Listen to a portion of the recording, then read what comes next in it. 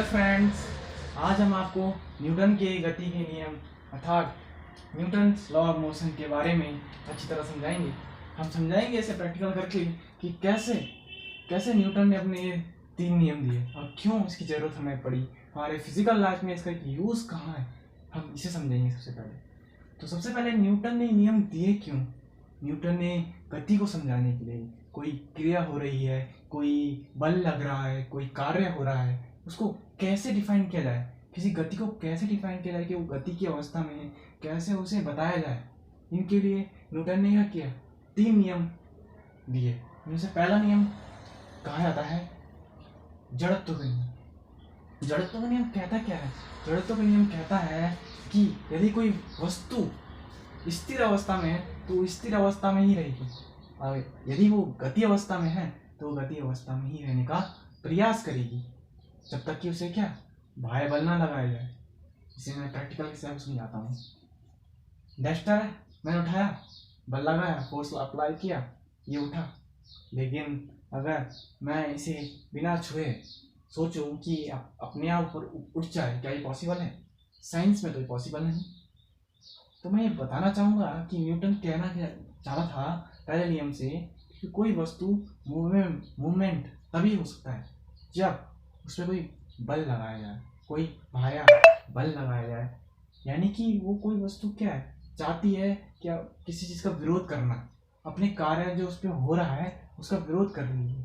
अगर वो रुकना चाहती है तो रुकेगी जब तक इस पर फोर्स अप्लाई ना हो। तो इसको मैं ऐसे समझाता हूँ कि हम देखते हैं अपने रोजाना लाइफ में कि एक आदमी क्या करता है, फुटबॉल देखता है। फुटबॉल, एक फुटबॉल है, किक मारा, इधर से इधर गिरा, फुटबॉल यहाँ पहुंचा, फुटबॉल उसे यहाँ पहुंचा। कुछ समय बाद क्या देखता है, वो लुढ़कते लुढ़कते किक करता है, यहाँ से लुढ़कते लुढ़कते यहाँ पर क्या है, रुक जाता है। अब आप सोच रहे हैं कि ये आखिर रुक क्यों गया। आपने नियम बताया था कि न्यूटन का नियम कहता है कि कोई वस्तु अगर गति की अवस्था में है तो गति की अवस्था में ही रहेगी, वो चाहेगी नहीं कि रुकना। फिर ये बॉल रुकी। आखिर कौन सा बल है जो उसे रोक रहा है? ये डाउट है एक तरह का, जिसे मैं सॉल्व कर रहा हूँ आपके सामने। अब मैं बताऊंगा एक सबसे बड़ा डाउट बच्चों के इसमें रहता है, जो मेरे इसमें भी था डाउट। इसका क्लियर कैसे हुआ? रुकते यहाँ पर क्या है, रुक जाता है। अब आप सोच रहे हैं कि ये आखिर रुक क्यों गया। आपने नियम बताया था कि न्यूटन का नियम कहता है कि कोई वस्तु अगर गति की अवस्था में है तो गति की अवस्था में ही रहेगी, वो चाहेगी नहीं कि रुकना। फिर ये बॉल रुकी। आखिर कौन सा बल है जो उसे रोक रहा है? ये डाउट है एक तरह का, जिसे मैं सॉल्व कर रहा हूँ आपके सामने। अब मैं बताऊंगा एक सबसे बड़ा डाउट बच्चों के इसमें रहता है, जो मेरे इसमें भी था डाउट। इसका क्लियर कैसे हुआ मैं आपको समझाऊंगा। फोर्स अप्लाई किया आपने, किसी बल से आपने इसे अप्लाई किया था, लेकिन कुछ समय बाद क्या है, रुक जाता है। न्यूटन का नियम कहता है कि कोई वस्तु गति की अवस्था में है तो गति की अवस्था में ही रहेगी, जबकि ये इस मोशन को डिफाइन नहीं कर पा रहा है। क्यों? जब आपने इसे हवा में डाला तब तब इस पे कौन सा बल लग रहा था? ग्रेविटी का बल लग रहा था, ग्रेविटी का यानी जी। और जब ये जमीन में आया तब इसमें कौन सा बल लग रहा था? तब इसमें बल लग रहा था घर्षण बल।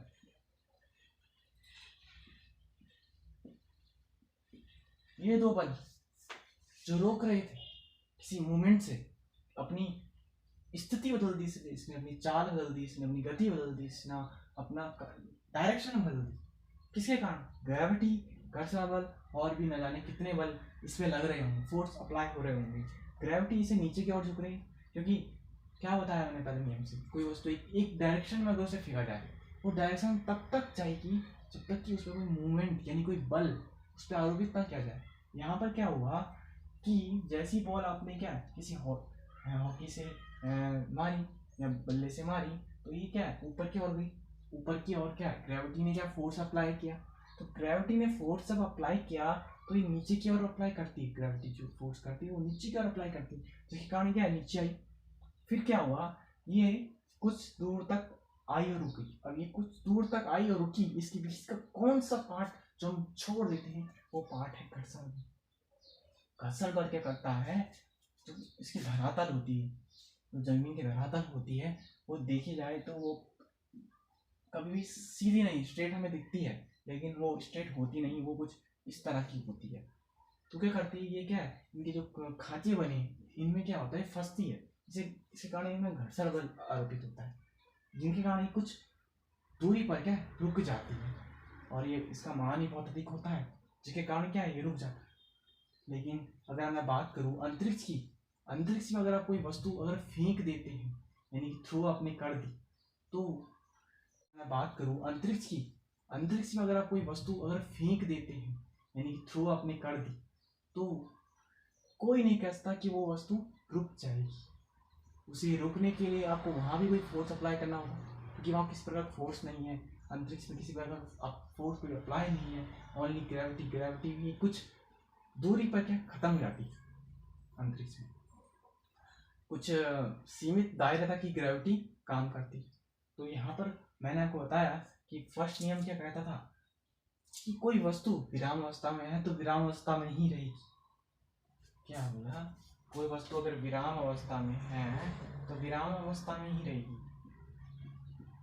यानी कि विराम का मतलब है रुकावट। ये क्या है, डस्टर रुका है तो रुका ही रहेगा, ये ब्लैक बोर्ड अगर रुका है तो रुका ही रहेगा, इसे कोई नहीं हिला सकता इसकी जगह से, जब तक इसमें क्या बाह्य बल आरोपित ना किया जाए। अगर मैं बात करूं गति अवस्था की, तो यहाँ पे हमें दिखता है अवस्था,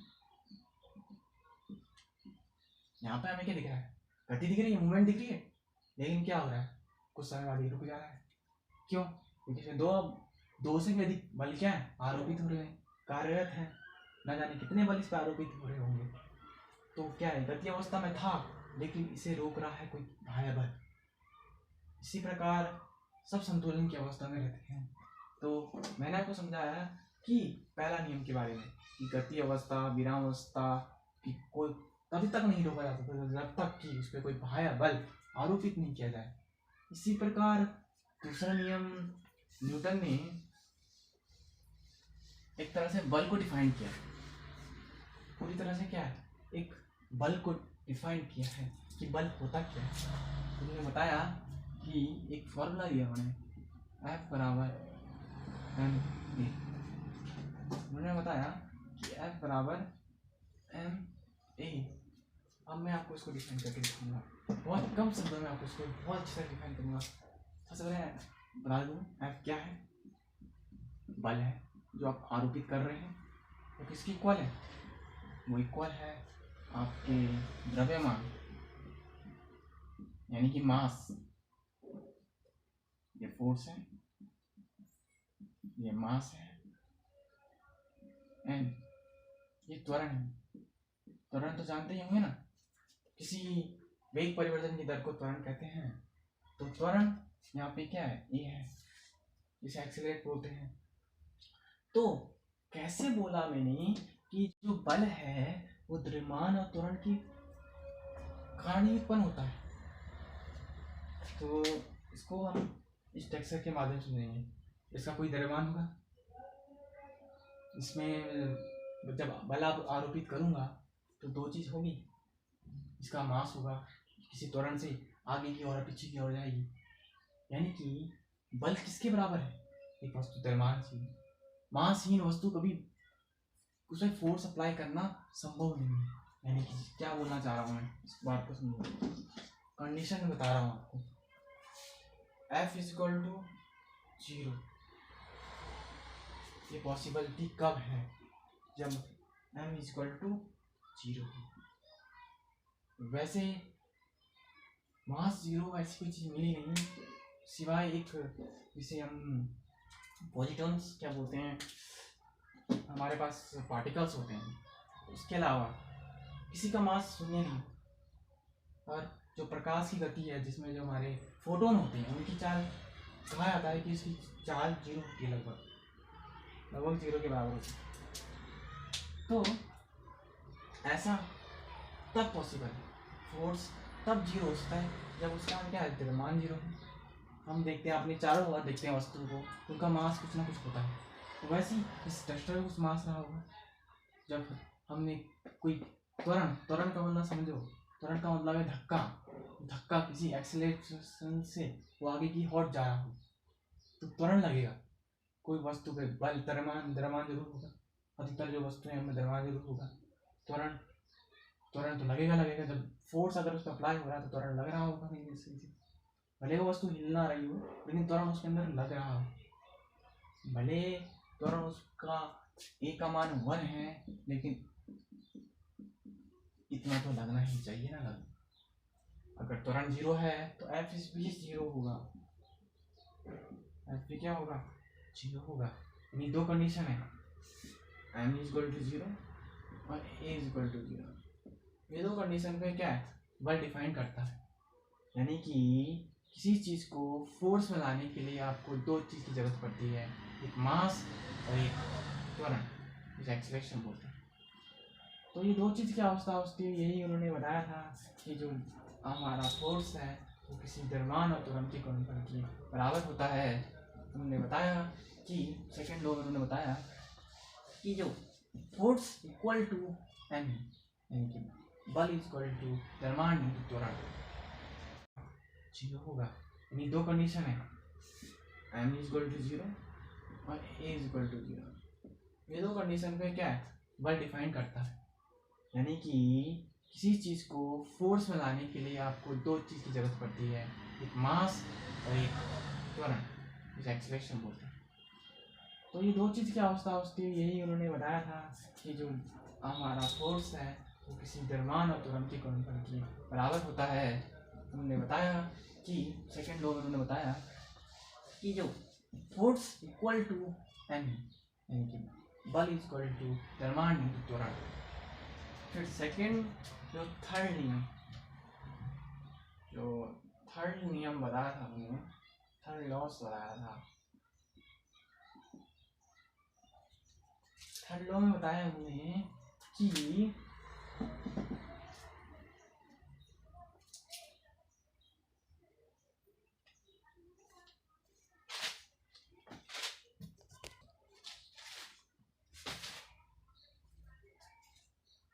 तीसरे लॉ में उन्होंने समझाया हमें कि न्यूटन ने बताया हमें कि किसी वस्तु पे अगर हम फोर्स अप्लाई कर रहे हैं तो वो वस्तु भी क्या है? हम पर फोर्स अप्लाई करती है। तो मैं इसको व्यंजक के रूप में बताऊं तो ये इसका व्यंजक हो सकता है। इसको अभी आपको समझ नहीं आ रहा हो लेकिन उसको अच्छी तरह को समझाऊंगा। आपने रॉकेट्स देखे होंगे, रॉकेट इसी साइंस से चलते हैं। होता क्या है, रॉकेट जो होते हैं हमारे, उनमें डाला जाता है फ्यूल जो कि जलता है। फिर क्या होता है, उससे गैसें निकलती है। तो क्या होता है, जमीन में क्या डालती है? प्रेशर डालती है। फिर क्या होता है, धरातल जो होती है उसकी जो ज़मीन होती है, जो उसकी जो धरातल ये प्लेट होती है वो क्या करती है? उसे फोर्स अप्लाई करती है। एक नितांत त्वरण से इसे क्या है? एक्सीलरेट करती है, इसे त्वरण देती है, इसे फोर्स अप्लाई करती है। यानी कि सबसे पहले क्या होता है, गैस लगा रही है, यानी कि इसका बल अगर F1 है, इसका बल अगर F2 है, तो सबसे पहले F1 पे 2 पे लगा रहा है। रॉकेट की जो गैस है वो धरातल में पहले बल लगा रही है, फिर इसका प्रति बल इसे प्राप्त होता है, यानी कि इसका प्रतिलोम बल इसे प्राप्त होता है, यानी कि इसे उसका विरोध करता हुआ एक बल प्राप्त होता है, यानी कि जो कि ऊपर की ओर लगता है। कौन लगा रहा है? इसमें धरातल लगा रही है। जब गैस धरातल को टच करती है, यानी कि प्रेशर से टच करती है, तो क्या होता है, धरातल भी उस पर लगा रही है, फिर इसका प्रति बल इसे प्राप्त होता है, यानी कि इसका प्रतिलोम बल इसे प्राप्त होता है, यानी कि इसे उसका विरोध करता हुआ एक बल प्राप्त होता है, यानी कि जो कि ऊपर की ओर लगता है। कौन लगा रहा है? इसमें धरातल लगा रही है। जब गैस धरातल को टच करती है, यानी कि प्रेशर से टच करती है, तो क्या होता है, धरातल भी उस पर प्रेशर लगाती है जो कि ऊपर की ओर होता है, जिससे हमारा क्या रॉकेट उड़ता है। तो रॉकेट में यही साइंस यूज होती है और इसमें यही कहते हैं कि यदि किसी वस्तु पे बल आरोपित किया जाए तो वो वस्तु भी क्या हम पे उसी बल से हमें क्या आगे की ओर आकर्षित करती है। तो तीसरा नियम ये भी खत्म होता है। तो इसी तरह बनी रही हमारे साथ और इसी प्रकार की आगे वीडियो भी आती रहेगी। और तब तक के लिए जय हिंद, जय भारत, धन्यवाद।